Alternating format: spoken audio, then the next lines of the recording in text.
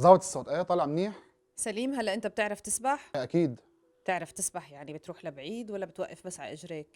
لا بعرف اسبح منيح، بروح لبعيد كمان. وبتسبح ببحر وبنهر ولا بس ببحر؟ بسبح بالبانيو كمان. ليش عم تسألي؟ يعني اذا كنت على الشط واجا تسونامي شو بتعمل؟ تسبح ولا بتهرب؟ بسبح. بهرب. لا بسبح.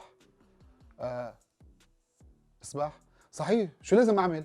اسأل حالك يا جيك. اسأل حالك. طيب نوريني بليز اللايف جاكيت وخلينا نبلش الحلقة.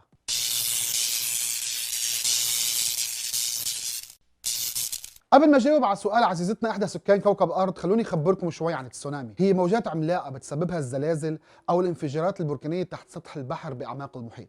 امواج التسونامي ما بترتفع بشكل كبير، بس لما بتصير الامواج اقرب على اليابسه بتصير تتراكم بارتفاعات اعلى مع انخفاض عمق المحيط. تعتمد سرعه موجات التسونامي على عمق المحيط، وبتنتقل بنفس سرعه الطائرات النفاثه فوق المياه العميقه، وبتتباطأ فقط عند الوصول الى مياه الضحله. غالبا ما يشار لموجات التسونامي باسم موجات المد والجزر، بس هالشي غلط وعلماء المحيطات ما بيشجعوا على التسمية، لأن المد والجزر لا علاقة له بهالموجات العملاقة. بالعودة للسؤال، إذا طلع بوجهك أمواج تسونامي بتركض ولا بتسبح؟ علماء من جامعة تيانجين الصينية عملوا بحث لأفضل طريقة تتبقى فيها على قيد الحياة عند حدوث تسونامي، واكتشفوا إنه كل الدمى يلي هي محاكاة للإنسان يلي لابسة لايف جاكيت مثلي أو بدلة التعويم رؤوسهم ضلت فوق سطح المي ولم يتم جرها تحت الماء بعد أن ضربها موجة التسونامي الاصطناعية.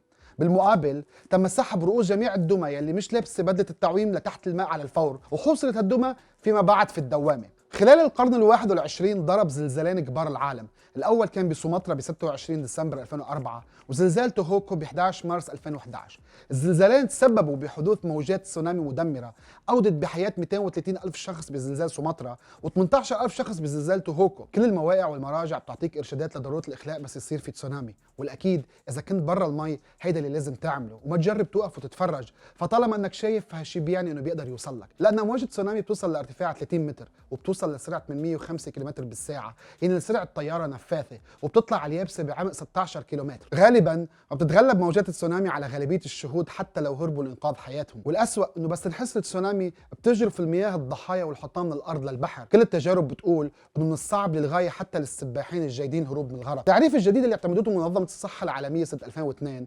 الغرق هو عملية الإصابة بضعف الجهاز التنفسي من الغمر. بمعنى آخر، إذا الضحية ما قدرت تطلع على سطح المي فستفقد وعيها في غضون فترة زمنية قصيرة، من بعدها حيوقف التنفس وتصيبها سكتة قلبية خلال 4 ل 5 دقائق. السبب الرئيسي للوفيات المرتبطة بالتسونامي هو الغرق، فمثلا بزلزال توهوكو كان سبب الوفاة 90% غرق والباقي من جراء الإصابات الشديدة. الانجراف بيسحق الناس حتى الموت لحظة اصطدام الضحايا بالحطام المتنوع مثل المنازل والمباني المدمرة والقوارب المحطمة والسيارات. وبيبقى الغرق هو المعضلة الكبرى في ظل غياب إجابات واضحة على أسئلة مثل لماذا لا يسبح ضحايا تسونامي؟ لماذا لا يتمكنوا من التمسك بالقوة بالأجسام العائمة على سطح الماء؟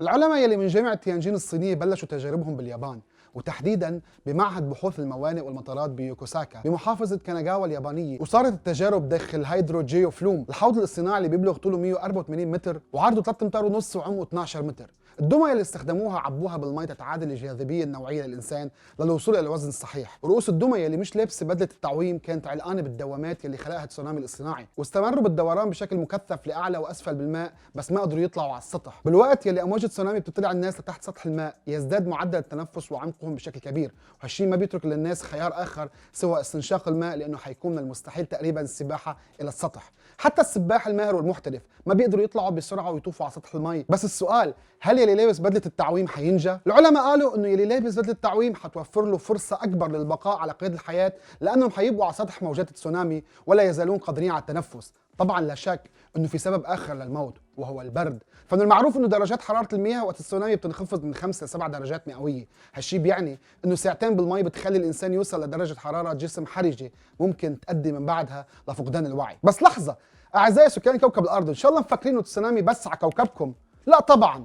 قبل حوالي 3 مليارات سنه يعتقد انه موجه تسونامي حمراء هائله بارتفاع ناطحه سحاب قد غمرت سطح المريخ واغرقت مساحه تتعدى مساحه الولايات الامريكيه المتحده. لكم ان تتخيلوا اعزائي سكان كوكب الارض، والدليل انه هالشيء صار ويلي حكى عنه مجموعتين من علماء الفلك سنه 2016 هو الاثار اللي خلفتها الموجه الهائله على المعالم الطبيعيه للمريخ، واللي تتمثل بحقول الصخور الكبيره المنحوته من قبل جداول الماء، ويلي يعتقد انه الموجة خلفتها وراها بعد انحسارها. بس كيف صارت الموجة على المريخ؟ اصطدام نيزكي ادى لموجة تسونامي كبيرة كتير، والعلماء اكتشفوا هالشي بس عملوا دراسة على فوهة لومونوسوف يلي تتمطع بعرض 150 كيلومتر، واكتشفوا حجم الدمار. يعني فعليا السباحة ممكن تساعدك اذا كنت لابس لايف جاكيت، اما اذا كنت عم تتفرج فهذا الشيء خطر كتير كبير. اول ما تعرف انه في تسونامي لازم تركض. ومن هون ليجي تسونامي ويقش يلي ببالي، بنصحكم تفعلوا زر الجرس وتعملوا سبسكرايب وتطلعوا على كل المصادر اللي استندت اليها بهالفيديو موجوده تحت بالوصف. اذا حبيتوا المحتوى لا تنسوني بالتعليقات ونشروا الفيديو بين اصحابكم. ومن هون للحلقه الجايه بترككم بامان وسلام.